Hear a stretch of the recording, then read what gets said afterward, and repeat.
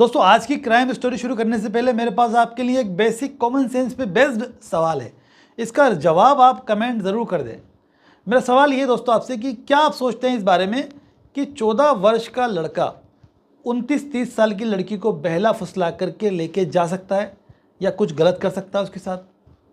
जो भी आप सोचते हैं कमेंट में राय ज़रूर दें। मैं तो बताऊँगा आपको कि क्या है इस बारे में मेरा मत। तो दोस्तों आज की जो कहानी है वो है हरियाणा के पलवल ज़िले की।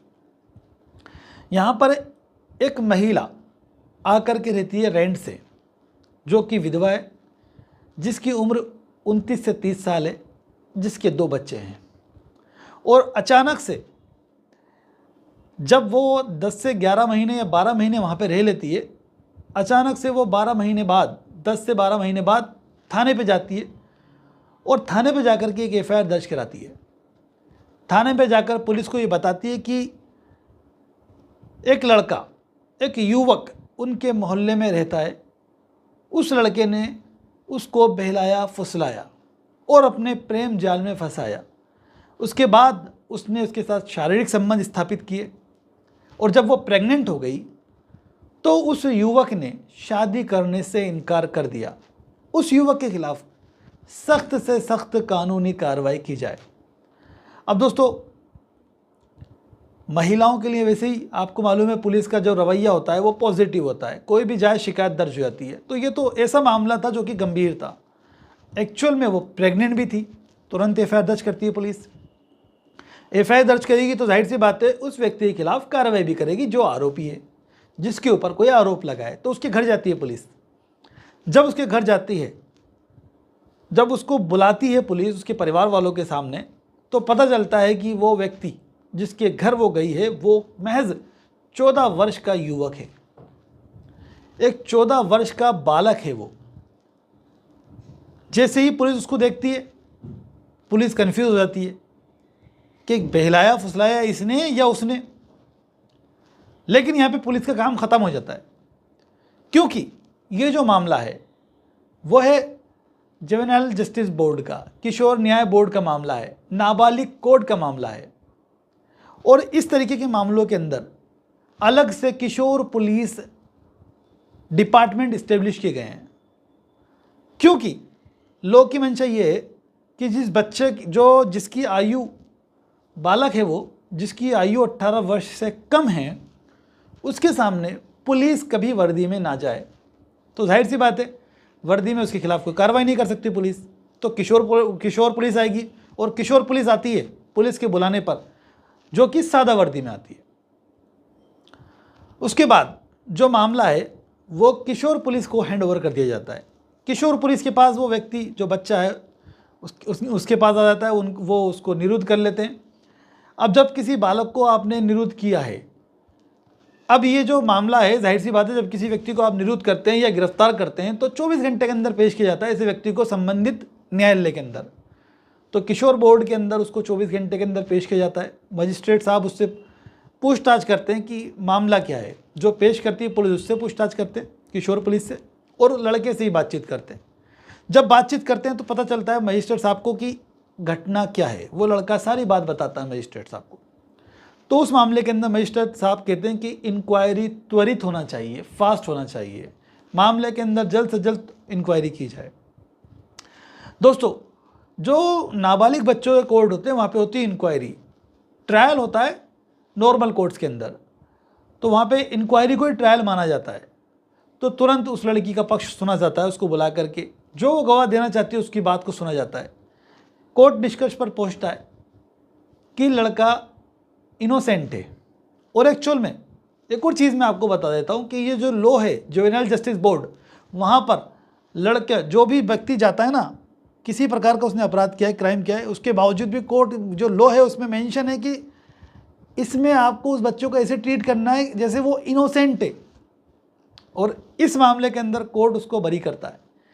जो बोर्ड है, जो जुवेनाइल जस्टिस बोर्ड है, वो उसको बरी करता है। बरी करने के दौरान जो तथ्य उसके सामने उजागर होते हैं, जो लड़का कहानी बताता है, उसके आधार पर वो आगे कार्रवाई करता है। तो लड़का क्या कार्रवाई के लिए क्या बात बताता है कोर्ट को, बोर्ड को, ये बात बताता है कि ये महिला है लगभग आज से 11-12 महीने पहले आकर रहने लगी थी जब भी कोई ज़रूरत का सामान इनको चाहिए होता था बाज़ार से, तो ये मंगवा लिया करती थी लोगों से और मुझसे भी मंगाया करती थी। हर कभी मेरे से ये सामान मंगाया करती थी, मैं सामान लाकर घर में दे दिया करता था। इसी तरह से मेरा इनके घर पे आन जान भी हो गया था। लेकिन मुझे इनके जो मंशा है वो पता नहीं थी।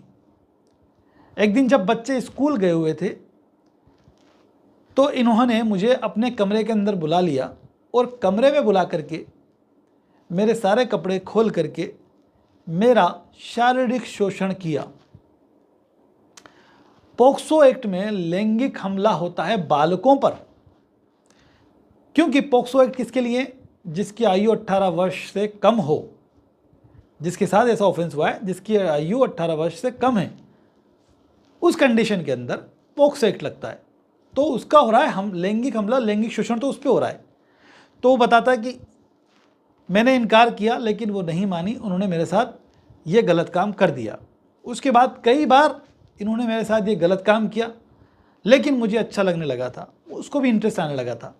उम्र उसकी 14 वर्ष मात्र थी, उसके लिए तो वो चीज़ नहीं थी, लेकिन करते करते उसको भी उस काम में मज़ा आने लगा। अब जैसे जैसे समय गुजरा तो वो महिला प्रेग्नेंट हो जाती है। प्रेग्नेंट हो गई तो जाहिर सी बात है लोगों को पता चलेगा तो या तो शादी कर, नहीं तो उसके बाद दूसरा ऑप्शन क्या है? शिकायत ही दर्ज कराएगी। तो फिर ऐसी स्थिति के अंदर उसको शादी के लिए बोलती है तो वो इनकार कर देता है। उसने कहा कि मैंने शादी के लिए इनकार कर दिया। उसके बाद इन्होंने मेरे खिलाफ एफआईआर दर्ज कराई है। अब दोस्तों सोचो इस बात को कि ये महिला, इसके साथ अगर शोषण हो रहा है, इसका अगर वो प्रेम प्रसंग में फंसा करके इस तरीके के काम कर रहा है, उसके बावजूद भी ये शिकायत दर्ज नहीं करा रही, प्रेग्नेंट हो जाती है, उसके बावजूद भी शिकायत दर्ज नहीं करा रही, 3-4 महीने की प्रेग्नेंट होने के बाद शिकायत दर्ज कराती है। शिकायत दर्ज कराती है, उसमें ये मेंशन करती है बहलाना फुसलाना, प्यार में फंसाना। कोई 14 वर्ष का बच्चा बहला फुसला सकता है क्या? संभावना है, बहुत कम प्रोबेबिलिटी है, बहला फुसला सकता है। लेकिन लो क्या कहता है? लो ये कहता है बहला फुसला नहीं सकता, बल्कि 14 साल के बच्चे को, यानी बालक को, तो 18 वर्ष से नीचे आ जाओ, बालक को तो कोई और अन्य व्यक्ति बहला फुसला लेता है, उसको बहला फुसला करके ले जाता है। तो अपराध तो वो करता है जो उसके साथ काम कर रहा है। अब क्योंकि पॉक्सो एक्ट लगा है, जो कोई भी व्यक्ति किसी बालक के साथ प्रवेशन लैंगिक हमला करता है, यानी किसी बालक के साथ उसका जो लिंग है प्रवेश करता है, उसकी योनि में, मूत्र मार्ग में या गुदा में या मुंह के अंदर, तो ऐसा व्यक्ति सेक्शन 3-4 पॉक्सो एक्ट का अपराध करता है। जो व्यक्ति अपना लिंग प्रवेश कर रहा है, ये शब्द इस्तेमाल है वहाँ पर, लेकिन वहाँ पर यह भी इस्तेमाल है कि जो कोई किसी बालक से ऐसा करवाता भी है, तो यहाँ पर जो महिला है उसने करवाया है ऐसा, तो भी सेक्शन 3-4 का वो अपराध कर रहा है। और जो कोई इस तरीके का अपराध करता है, ऐसे व्यक्ति को सेक्शन 3-4 के तहत कम से कम 10 साल की सज़ा हो सकती है और अधिकतम आजीवन कारावास की सज़ा हो सकती है। तो दोस्तों इस तरह से जब पुलिस कोर्ट के सामने ये बात उजागर हुई तो कोर्ट ने उस बच्चे को तो बरी किया और उसके खिलाफ तहरीर संबंधित थाने को भेजी, क्योंकि कोर्ट को यह अधिकार है कि किसी बालक के साथ शोषण होता है, जेजेई बोर्ड को यह अधिकार है, अगर उसके सामने ये बात उजागर होती है कोई शोषण हुआ है तो वो तहरीर दे सकती है उस व्यक्ति के खिलाफ जिसने उसके साथ शोषण किया है। तो उस न्यायालय की यानी जेजेई बोर्ड की तहरीर पर मामले को दर्ज किया गया, महिला की गिरफ्तारी की, पोक्सो का ट्रायल महिला के खिलाफ चल रहा है। तो दोस्तों कैसी लगी आपको स्टोरी? कमेंट करके मुझे अपनी राय ज़रूर दें। वीडियो अच्छा लगा है तो लाइक करें, शेयर करें और ऐसे ही वीडियोस देखने के लिए आप चैनल को सब्सक्राइब जरूर करें। Thank you so much.